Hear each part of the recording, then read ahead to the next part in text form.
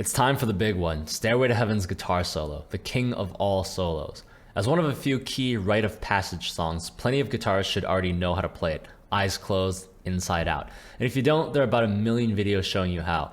I'm never one to make videos on things that have already been done, and my goal is always to take things further, break things down, almost overanalyze music for the sake of understanding what's really going on beneath the surface of just the notes and the tabs. What I'm about to do here is break down each single note of Stairway to Heaven's guitar solo, one after the other, beyond just which fret to press on which string, but really dig into the details of what it takes to play Stairway as close to the original recording as possible, because this song, out of all songs in the world, truly deserves this level of treatment.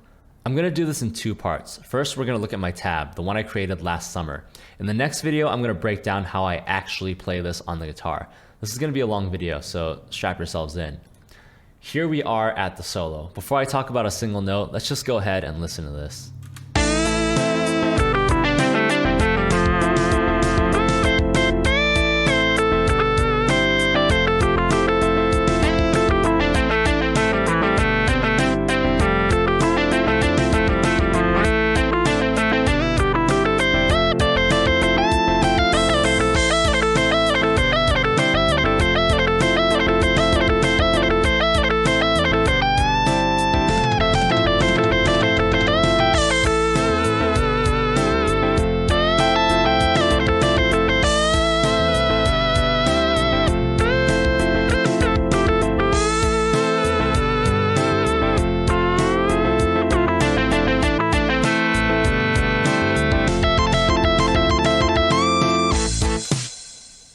Oh, just wonderful. So let's take it from the top. The very first note of the solo is a half note, whole step bend from D on the third string to an E.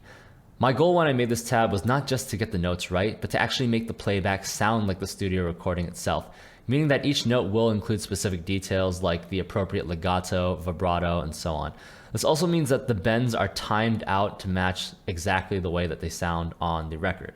I want to use this note to explain one characteristic of how Jimmy Page plays a few of his key bends and long notes throughout the solo, especially to kick things off. There are three elements to the way he approaches this. First, he starts with the bend up. I would call this a standard medium length bend. It's the default length that Guitar Pro applies when you select the bend, like that. And it sounds like this. That's as opposed to a slow bend like that, or a very, very fast bend that's almost instantaneous. So the Stairway bend has some momentum going into it. But it does hit the apex pretty quickly, and when it does reach the top, it vibratos. So you can actually recreate this in Guitar Pro by right-clicking on the dot here. The more you click, the longer, more drawn-out vibrato you get. Page's vibrato is pretty quick and subtle, so I'm going to go with one click. Finally, at the tail end, he slightly releases the bend. It's about a 3/4 release. This is very important to achieve the perfect sound when you're trying to recreate the solo for yourself, and I think it's easily missed by a lot of people who haven't gone through to pick this apart under a microscope. Altogether, it sounds like this.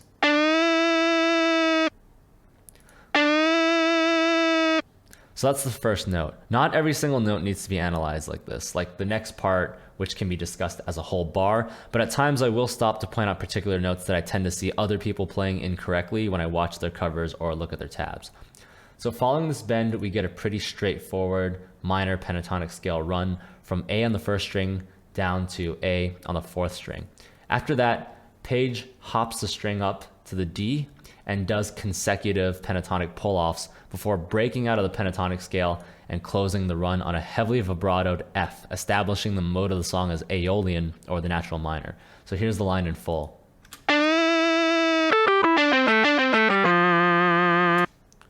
Regarding this passage, I've seen inconsistencies on when people pull off and when they pick certain notes. It's a very subtle difference, which I believe that I can hear when I listen to it, but from a fretboard mechanic standpoint, there's a logic to playing the sequence the way that I've tabbed it. When you look at the notes, you can visualize each 16th note as pairs. The first three pairs are on separate strings. When you're doing the initial run, you want to alternate pick all of these notes to get a clean run.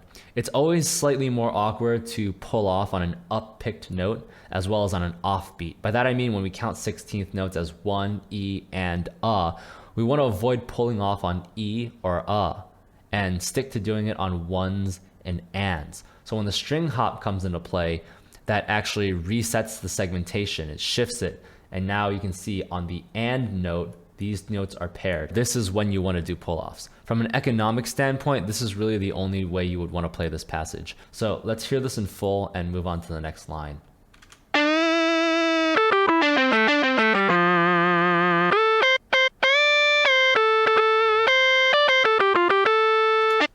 I've seen this section played and tabbed a billion different ways. Some of them make very little sense, and it usually results in people struggling hard to play something that's actually very simple.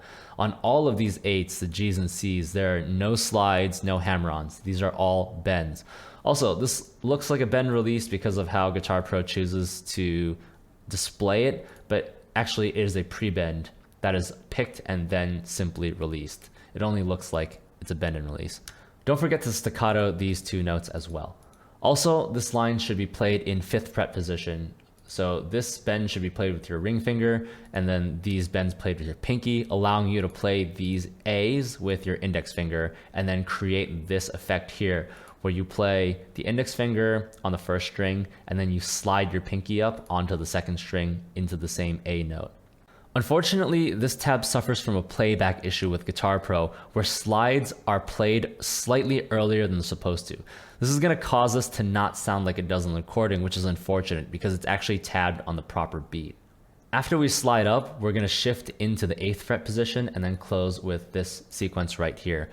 All of these notes should be picked. Again, you can see from the way that they're paired, right?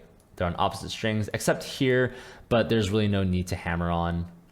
Just 2 notes. The one thing I want to draw particular attention to is this note right here, which is an F, not an E.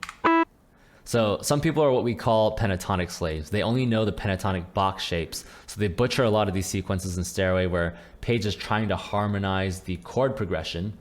Here it's playing an F major 7, but because they don't know the minor scale, they only know pentatonics, they end up playing the E here. That ends up causing this line to sound like this,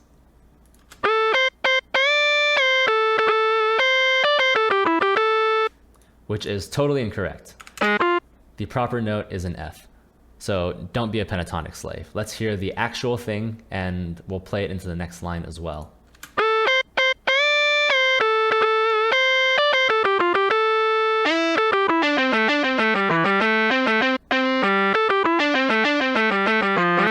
The start of this line looks very similar to the intro line at the beginning, with a few differences. We're in the middle of the measure, and the first bend is a much, much shorter 8th note as opposed to the half note here. The scalar run is exactly the same, and it should be played exactly the same, picking the first notes and then pulling off the string skip. Also, this note right here is slightly staccatoed.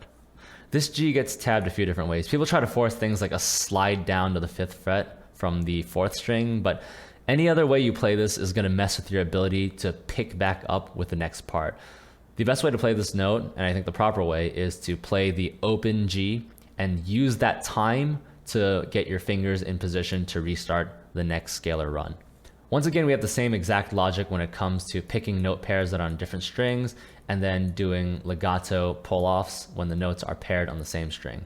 However, I do want to draw your attention to these new additions of tiny, subtle bends here. These notes are actually kind of strange notes to bend from a classic blues guitar philosophy. I'm talking about B.B. King style soloing. There are 2 notes in this tired section that I naturally feel that should be bent. They are the C here on the pull-off here, as well as the staccato C up here. But if you listen to the record, it's in fact these 2 notes that are slightly bent. What's most likely happening is Page is not intentionally bending the strings for musical purposes, but notes do sharpen slightly when you press really hard on the frets. And because these are pretty quick 16th notes, he may have unintentionally caused these notes to sharpen by playing really hard on the fretboard. Also, the same 2 notes in the previous section, to my ear, they're also very, very slightly bent, but they're much more subtle than down here where you can definitely hear a sharp bend up to the quarter. If Guitar Pro would allow eighth bends, you can't really get that space in between the quarter and the zero, then I would have tabbed bends up here as well. But in the interest of making this match what you sound on the record, the bends are so subtle up here that I chose not to display them. So this is what the whole thing sounds like again.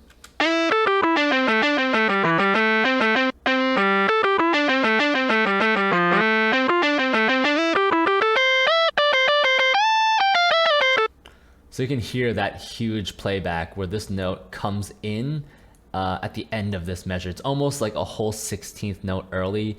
Sadly, there's just nothing I can do about that. I would wish that the slides would come in on the beat as opposed to slightly faster, but this is what I'm gonna have to live with. This part I've seen tabbed in a few different positions, all of which make it more difficult to play except this way. So what you're gonna do is from this note here, which you're gonna play with your pinky, you're gonna slide it up to 10th fret position to play this A. Then you're gonna bar the 10th fret, pull off this note here, and then when you get here, you wanna do a shift slide from this to pull yourself into the 12th fret position. So some tabs I've seen are written in 5th fret position where you stay down in this area. That allows you to avoid the barring here, but what ends up happening is when you get to this bend, you're playing it on the 10th fret of the first string, which puts you completely out of position to go and finish this sequence and force you to do a huge jump over 5 frets to get to this ending. So sliding up to this A and then doing this shift slide puts us in the proper position to finish off this sequence. The next piece I want to look at is this bend right here. It's tabbed pretty peculiarly as a dotted 16th note with a 32nd note rest instead of doing an 8th note with a staccato using this function down here. This was done with the full purpose of making the playback sound like the recording. In Guitar Pro, a staccato, what it basically does is it cuts the note in half. If I were to tab this as an 8th note, it would end up playing as a 16th note with a 16th note rest. The problem is the staccato is much quicker and the note is held for slightly longer than a 16th note. So in the interest of making the playback sound correctly, I want to drag this note out by playing it as a dotted 16th note instead, and then doing a 32nd note rest here. The next note I want to get into is this note right here. This is another common pentatonic slave mistake that really gets on my nerves. Some people end up mistakenly playing an E on the 12 here instead of the proper F. Or what they do is instead of playing the E here, they will correctly play the F, but they will pick the E in sequence instead of bending from the string below. From what I've seen, this is probably the single most mispicked note in Stairway to Heaven covers. Another thing people do is sometimes they bend this E and they release it into the next note as a legatoed 8th note instead of 2 separate 16th notes. But actually, this is definitely picked as a new note on the release of the previous bend, just like up here in this section. So you bend up, boom, and then you pick again while the note is bent and drop it. So in this one bar alone, you have the two most common mistakes people make on Stairway: playing the pentatonic E's over the F major 7 instead of Aeolian F's, or they legato when they should pick, and they pick when they should legato. Since we're at the halfway point, I want to get this whole thing from the top.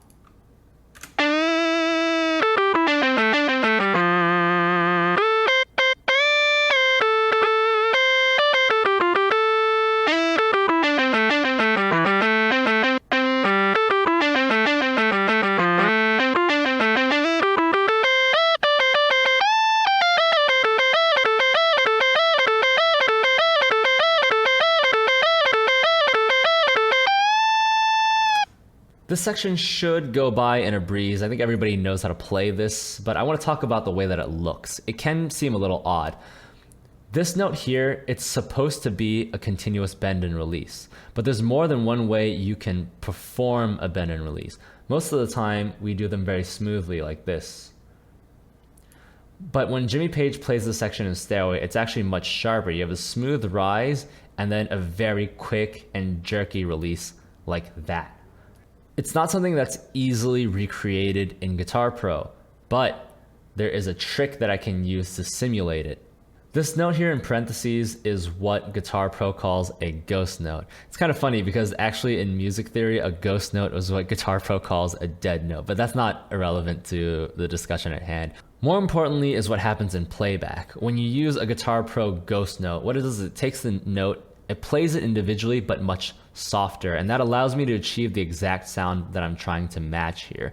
So the way I've tabbed this is to bend up on 15, then tab the release as a ghost note. This gives it more of that jerkier individual note sound as opposed to a smooth bend and release. It's pretty nice that I was able to use the functionality of Guitar Pro to get these two notes to sound closer to what I hear in the recording. This section does contain a limitation of Guitar Pro that ruins the playback actually. In reality, this note here after the bend and release is a pull off to the C on the 13th fret. However, Guitar Pro has a limitation where you can't overlap legatos. If I try to drop a pull off on this bend, watch, it actually gets rid of the bend release, which is actually really annoying.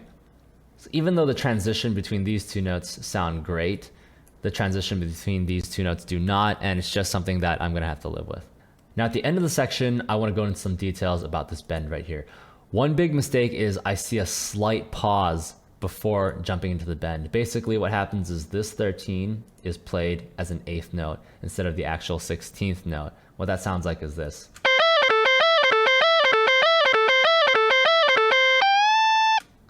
There's a little bit of a pause. In reality, this should be played as a 16th note and you go much quicker into the bend.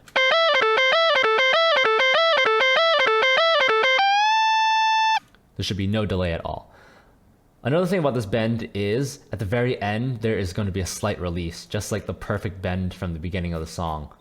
Interestingly, I don't hear much of a vibrato here at all, even though Page does tend to vibrato most of the long notes in this song. The rest of this part here is pretty straightforward. I don't really think there's much to talk about at all, except the fact that he just alternate picks each note. Again, you can tell from the way they're organized that it just should be picked out, and when you listen to the record, they sound very clean. It doesn't sound like he's doing any hammer-ons or pull-offs, and really the only thing is that on this last note, he just put a pretty hard vibrato here. So let's hear this part.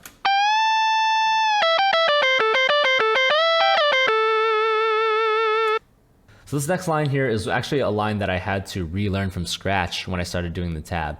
Back when I was 14, the tabs that I looked at asked you to continue in 14th position. So this bend here would be played on the 15th fret, and then you would bend this note up and release it. However, to my surprise, when I was actually studying the tab, I realized that you can actually hear all of these notes ringing together through this entire section. You can't do that on 2 strings if you're playing in the 12th fret position, so you actually have to go up to the 17th fret position. What you're doing is you're barring the whole 17th fret, and then you're bending this note up, playing this with your pinky, and then picking this note off the bar of your index finger. So this whole section sounds like this.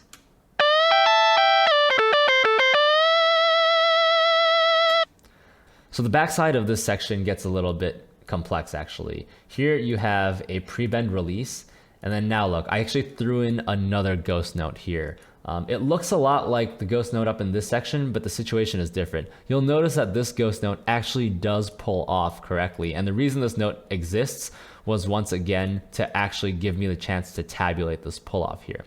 The reason I'm able to tab a ghost note into here with the pull off is because there's a subtle difference between this section and the previous section. In the previous section, you have a bend up, then a bend release to a pull off that cannot be tabbed in Guitar Pro. Here, what you have is you have a pre-bend release. So this note is already released by the time you get to the ghost note. The ghost note stands alone, and that gives me the chance to do a pull off right here. If I wanted to, I could probably get this section to look proper with a pull off like this, but it would make things really complicated. I would have to use dotted 32nd notes, 64th note ghost notes, and that just gets really complicated and almost illegible, which is why I avoided that and decided to just sacrifice the pull off in this section in the name of basically making the section sound correct, even though it doesn't 100% look correct. But fortunately for this line down here, I can actually tab it to sound and look the way that it does. The rest of the line here is just pentatonics. You're going to pick all these notes once again. Then you get this long bend with a strong vibrato attached to it. So here's that part in full again.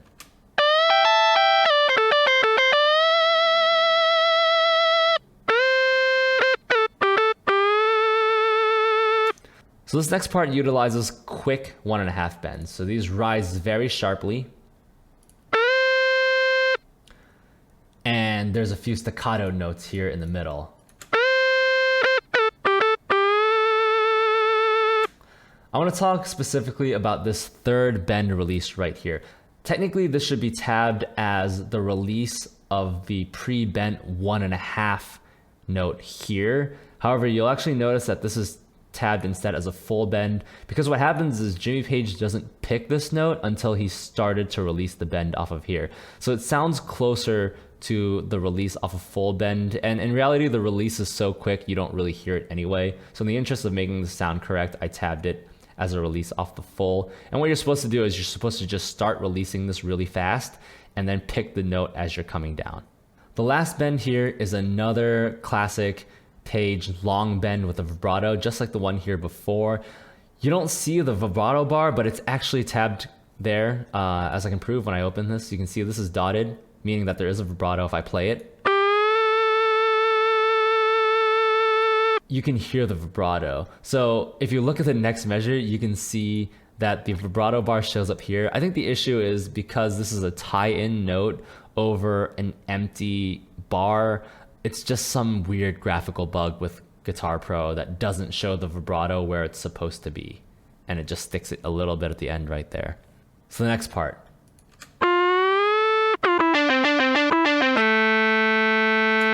This is another line that I learned in the wrong position. So I was playing this in the 5th position when I was younger, and I always found this to be the most difficult line to produce, for reasons that I'll show you when I'm actually playing this on the guitar. In general, this is actually another line that's very inaccurately tabbed in Stairway. Everywhere else, the mistakes tend to be single notes, like weird legatos that aren't there, or playing the pentatonic E's instead of the F's, like I've already complained about. But actually, this section, I've seen extra notes, I've seen flat fifths, things that don't even exist in the song. You don't hear those notes at all. And in reality, it's actually a very, very simple section. We just have a very drawn out, slow 2 whole step bends. So you pull that all the way over here with a lot of momentum. And then when you get to the top, you staccato the end. Again, this is one of those things where this is supposed to be a half note, and if I did the staccato, it would basically cut off the note at the quarter, which is way too short. That's less than this dot right here. So instead I took this note, I extended it all the way into a dotted 16th, and then created the staccato as a really short 30-second note, which is what it actually sounds like. Just another limitation of Guitar Pro. You finish this off, it's another one of those bend a note and then pick the pre-bend into a release, right? Just like here, you know, just like here, and then just like up here. There's a lot of continuity throughout this song. This is another one of those cases. And then what you're gonna do after this is you're basically just gonna alternate pick the rest of the notes through. Nothing fancy, nothing special. Don't put legatos where there aren't. Most of the notes in the song are actually just picked. Interestingly enough, when I listen to this final note, I don't hear much of vibrato compared to this note, or this note here, or this note here. This note here, I think particularly, is one of the most vibrato notes. If there is a vibrato on this note, it's very subtle, so I didn't tab it because I don't really hear it. Let's hear this whole line again.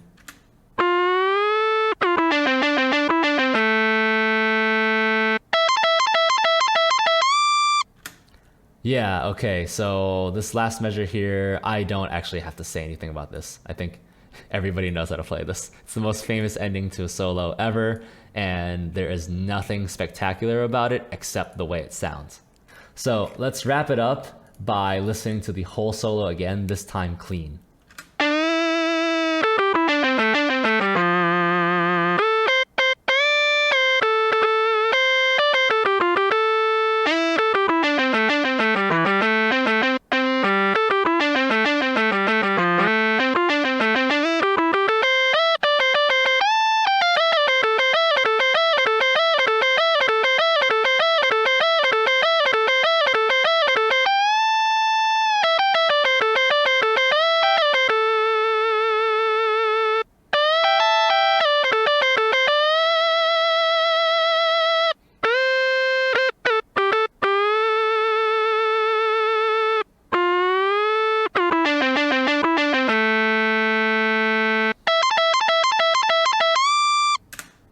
that's Stairway to Heaven. This is the note-for-note breakdown and analysis that nobody asked for, but I hope that was interesting and that you're able to learn something new from it.